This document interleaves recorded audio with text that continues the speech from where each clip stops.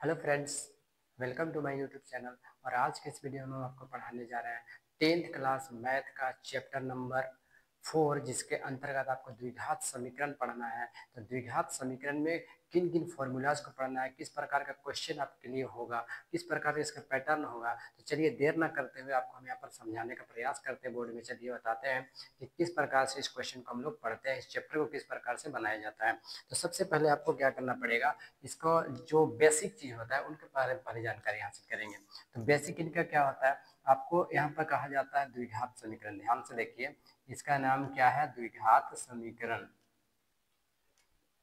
ठीक है, क्या नाम है, द्विघात समीकरण। तो द्विघात समीकरण के अंतर्गत जो सबसे पहला काम करना है, जो पहला वर्क होता है, वो आपको क्या करना पड़ता है, डिस्क्रिमिनेंट निकालना पड़ता है। देखिए डिस्क्रिमिनेंट, ठीक है, डिस्क्रिमिनेंट। और डिस्क्रिमिनेंट क्या होता है, डिस्क्रिमिनेंट का मतलब होता है विविक्त कर। क्या होता है, विविक्त कर। देखिए इसको कहा जाता है विविक्त कर। अब विविक्त कर क्या होता है, इसके बारे में आप समझ लीजिए सर। विविक्त कर का मतलब होता है, आपको डिस्क्रिमिनेंट है और डी होता है, डी का फॉर्मूला होता है बी स्क्वायर माइनस 4ac। देखिए डी का फॉर्मूला क्या होता है, बी स्क्वायर माइनस 4ac। और जब आप बी स्क्वायर माइनस 4ac पे मान रखोगे, कोई भी क्वेश्चन का जब मान रखोगे और मान रखने के बाद जब इसका मान निकालोगे, हल ज्ञात करोगे, इसका सॉल्यूशन करोगे, डी का मान ज्ञात करोगे, तो आपको तीन प्रकार का मान निकल कर आएगा। पहला क्या मान होगा, डी का मान हो सकता है कि आपके लिए जीरो आ जाए। क्या आ जाए, जीरो। पहला आपके लिए क्या कंडीशन बनेगा कि डी का मान जीरो आ जाए। पहला कंडीशन होता है डी का मान जीरो आ जाए। दूसरा कंडीशन क्या होता है, ध्यान दीजिए, ये पहला कंडीशन हुआ। पहला कंडीशन हुआ कि डी का मान हो सकता है जीरो हो जाए।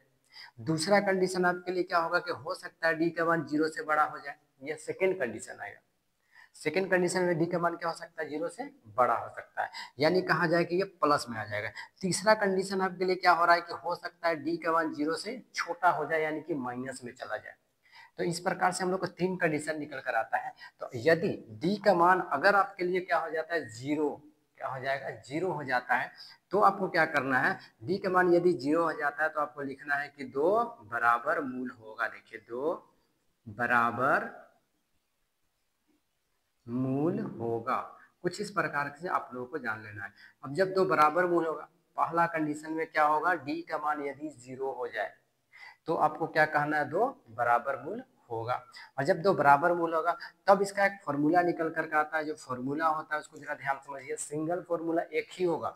फॉर्मूला का नाम क्या होगा, देखिए b बटा माइनस बी बटा 2a। क्या फॉर्मूला होगा, माइनस बी बटा 2a। किसका फॉर्मूला होगा, जब दो बराबर मूल होगा तब फॉर्मूला का होगा माइनस बी बटा 2a। अब यहाँ पर एक कंडीशन निकल कर आया कि d का मान अगर जीरो से बड़ा हो जाए, जीरो जीरो से बड़ा हो जाएगा, तब आपके लिए क्या होगा, तब आपको कहना है कि इसका दो भिन्न मूल होगा।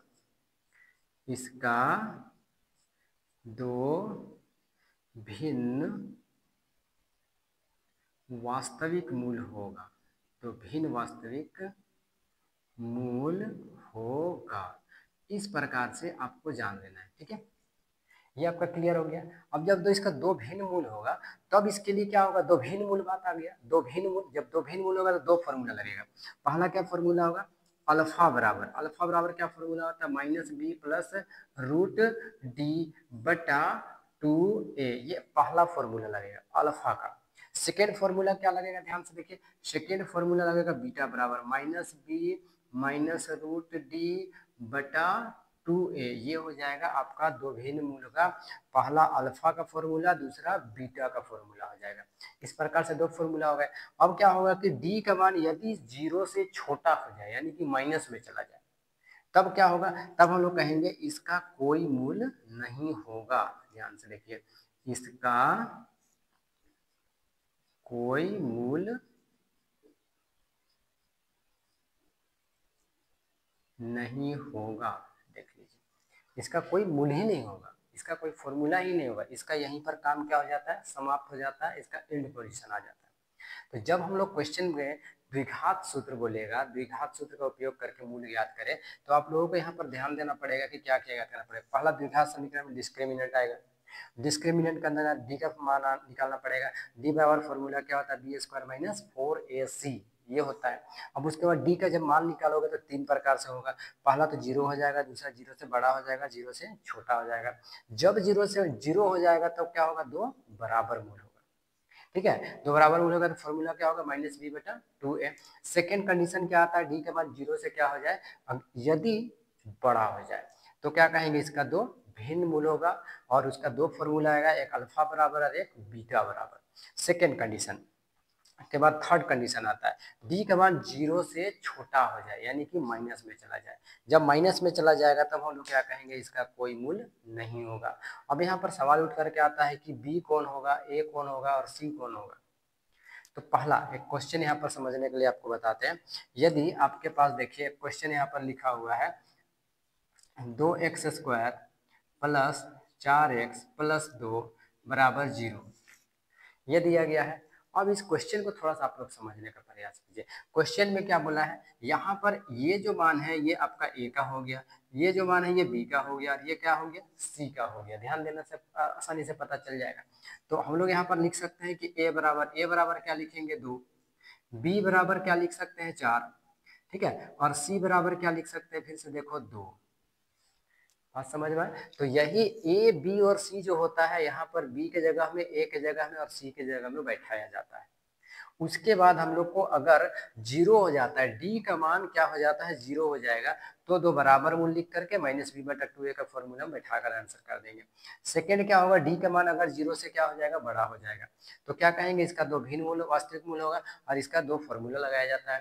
थर्ड कंडीशन आएगा, डी का मान जीरो से छोटा हो जाएगा तो इसका कोई मूल नहीं होगा। चलिए हमारे वीडियो पर लगातार बने रहिए सर, अंत तक देखिएगा। तो क्या होगा कि आपके लिए अभी जो क्वेश्चन लेकर आने वाले हैं, क्वेश्चन आपको आसानी से समझ में आ जाएगा। ये चैप्टर ही विचार समझ लीजिएगा, पूरी तरह से आपको क्लियर समझ में आ जाएगा, किसी प्रकार का कोई सस्पेंस या कोई कंफ्यूजन नहीं रहेगा। चलिए देर ना करते हुए हम लोग एक क्वेश्चन लेकर के इसका एग्जांपल के साथ इसका एक क्या कहा जाए कि हम लोग एक एग्जांपल लेकर के सॉल्यूशन करके देख लेते हैं। तो सबसे पहला जो हम लोग इस क्वेश्चन को यहाँ पर लेकर के देखने वाले हैं, देखिए किस प्रकार का आपका बुक का ये पहला क्वेश्चन होगा। तो याद रखिए कि अगर आप लोगों का जो 10th क्लास का अभी जो मैट्रिक एग्जाम आने वाला है, जैक बोर्ड का 2025 में जो एग्जाम होने वाली है, उसके देखते हुए ये जो चैप्टर आपके लिए बहुत इंपॉर्टेंट है। ये 5 मार्क्स का आता है, 5 मार्क्स का जो होता है, ये आपके लिए आने वाली है। तो अगर आप इस चैप्टर को अच्छे प्रकार से पढ़ लेते हो, समझ लेते हो, तो आपका 5 मार्क्स कहीं भी नहीं जाने वाला है, 5 नंबर आपको कोई काटने वाला नहीं है। चलिए एक क्वेश्चन लेकर आपको बताते हैं सर कि किस प्रकार से बनाया जाता है। पहला देखिए एक क्वेश्चन हम लोग यहाँ पर लिखेंगे। अगर लिखा हुआ है कि 2x का स्क्वायर प्लस 4x प्लस 2 बराबर 0 दिया हुआ है, तो इस क्वेश्चन को कैसे हल करेंगे। सबसे पहला चीज होता है, देखिए आपको क्या करना पड़ेगा, हल लिखिए और हल लिखने के बाद यहाँ पर क्या लिखिएगा, गिवन। देखिए क्या दिया हुआ है, पहला कंडीशन ए बराबर क्या दिया गया, देखिए 2। ये फर्स्ट वाला ए का मान हो गया 2। बी बराबर देखिए 4। सी बराबर देखिए फिर से कितना दिया गया है, 2। तो इस प्रकार से हम लोगों ने देखा कि ए बी और सी का मान दिया हुआ है। जब ए बी और सी का मान दिया गया है तो हम लोगों को निकालना है डी का मान। किसका मान निकालना है, डी का मान। चलिए तो हम लोग यहाँ पर क्या लिखेंगे, डी बराबर क्या फॉर्मूला होता है, बी स्क्वायर माइनस 4ac। इसी फॉर्मूला पे हम लोग मान रखेंगे। फिर बराबर देंगे बी का मान, देखिए यहाँ पर कितना दिया गया, 4, तो क्या लिखेंगे, 4 का स्क्वायर माइनस 4 गुना ए का मान कितना है, 2, तो 2 बैठा देंगे, गुना सी का मान देखिए कितना है, 2, तो 2 बैठा देंगे। फिर हम लोग लिखेंगे 4 का स्क्वायर, 4 चौका 16, कितना होता है, 4 चौका 16, माइनस का माइनस, 4 दूनी 8 और 8 दूनी 16। अब आप देख पा रहे हैं जीरो कट जाएगा दोनों, तो कितना हो जाएगा, 0। हम बोले थे ना यदि डी का मान 0 हो जाए तो क्या हो जाएगा, दो बराबर मूल होगा। अब आप लोगों ने देख पा रहे हैं कि हम लोग का यहाँ जो आया डी का मान कितना आ चुका है, 0 हो चुका है।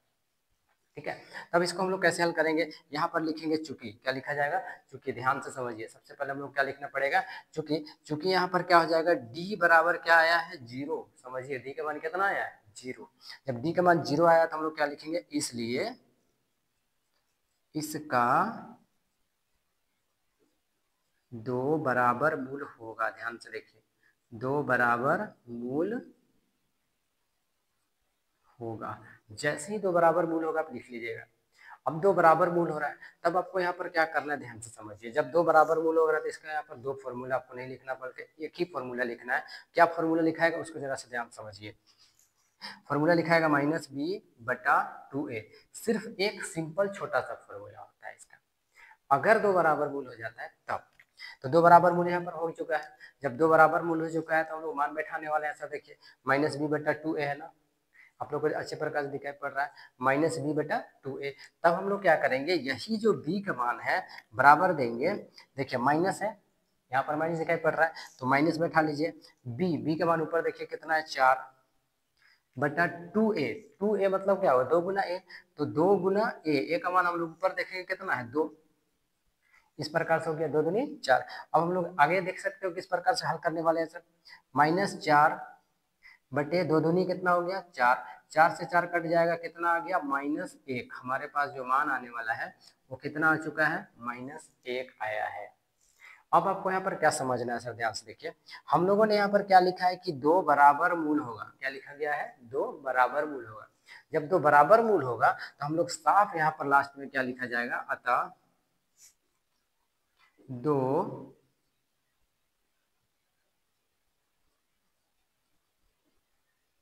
बराबर मूल, क्या लिखेंगे, अतः दो बराबर मूल, और बराबर दे लेंगे। और यही जो मान आया है इसको आपको 2 बार लिख देना है, क्योंकि दो बराबर मूल के बारे में बात कहा गया है। तो लिखेंगे -1 कॉमा -1, और यही क्या हो जाएगा, आंसर हो जाएगा। देखिए कितना सिंपल, कितना बेसिक, कितना आसानी से हम लोग क्वेश्चन को हल कर लिए सर।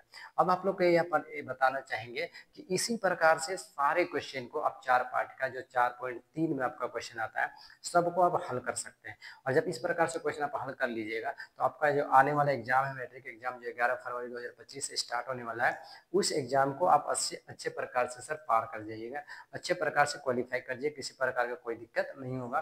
क्योंकि देखिए इसमें आपको कितने मार्क्स का आएगा, 5 मार्क्स का क्वेश्चन आएगा, जो कि आपके लिए इसी प्रकार का सेम हो सकता है, यही क्वेश्चन आपके लिए आ जाए, जो कि आपका 5 नंबर का आने वाला है। तो ये आपके लिए 5 नंबर इस प्रकार से, देखिए कितना सिंपल, कितना बेसिक से पढ़ाना है, और इस प्रकार से जब आप पढ़ाओगे तो आराम से आपको 5 नंबर मिलने वाली है। तो चलिए, अगर हमारे वीडियो को पसंद आया हो आपको, और हमारे वीडियो आपके लिए हेल्पफुल रहा हो, या चैप्टर आपके लिए पढ़ाया जो आपके लिए हेल्पफुल रहा हो, तो हमारे चैनल को लाइक और सब्सक्राइब कर दीजिएगा, जिससे कि हमारे आने वाले वीडियो आपके लिए नोटिफिकेशन पहुँचता रहे।